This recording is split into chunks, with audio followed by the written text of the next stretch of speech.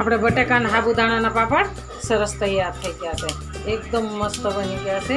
તમે જોઈ શકો છો એકદમ ભૂકો થઈ ગયા. આપણે બટેકા અને સાબુદાણાના પાપડ બનાવવાના છે. તો બટેકા સાબુદાણાના પાપડને કાચા બટેકા લેવાના છે. ચાલુ ઉતારી આપણે આને ખમણીથી ખમણી નાખવાનું. બટેકાને શીણી લીધા છે. શીણીને એના ઝીણું ઝીણું શીણ થઈ ગયું છે. તો આપણે આને સાઈડમાં રાખી દઈશું. આને પૂરું કરી નાખવાનું છે. તો આપણે હવે સાબુદાણા લેશું. જેટલા સાબુદાણા લેશું ને એટલું 3 ગણું પાણી લેવાનું છે. એટલે આપણે સાબુદાણાને માપ પાડવાનું છે. 2 કપ આપણે એ પ્રમાણે પાણી લેવું. આને આપણે મિક્સરમાં પીસી પછી આપણે સાબુદાણાને મિક્સરમાં પીસી લેવાના છે. તો આપણે મિક્સરમાં 2 વખત આપણે પીસીશું. આપણે સાબુદાણાને પીસી લીધા છે.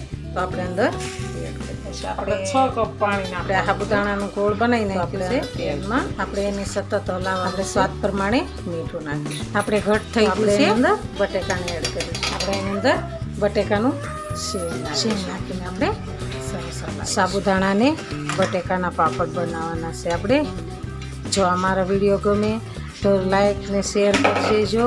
નવા હો તો સબસ્ક્રાઈબ કરી દેજો. અને કમેન્ટ બોક્સમાં કંઈક લખો ને તો મને મજા આવે અને આનંદ થાય છે. તો તમે કમેન્ટ બોક્સમાં કંઈક લખજો. એકદમ કાચ જેવું થઈ જાય ને ત્યાં સુધી આપણે રહેવા દેવાનું. આપણે હવે કમ્પ્લીટ થઈ ગયું છે. તો આપણે હવે એને ગેસ બંધ કરીશું. બંધ કરી અને આપણે મસાલા એડ. આપણે 1 ચમચી જીરું, 1 ચમચી આપણે ચીલી ફ્લેક્સ નાખ. આપણે હવે નીચે ઉતારી લઈશું.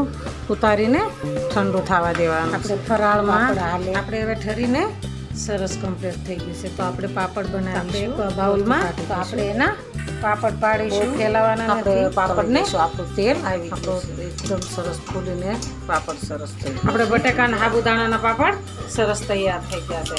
એકદમ મસ્ત બની ગયા છે. તમે જોઈ શકો છો એકદમ ભૂકો થઈ ગયા. તો જો અમારો વિડીયો ગમે તો લાઈક શેર અને સબસ્ક્રાઈબ કરી દેજો. રાધે રાધે.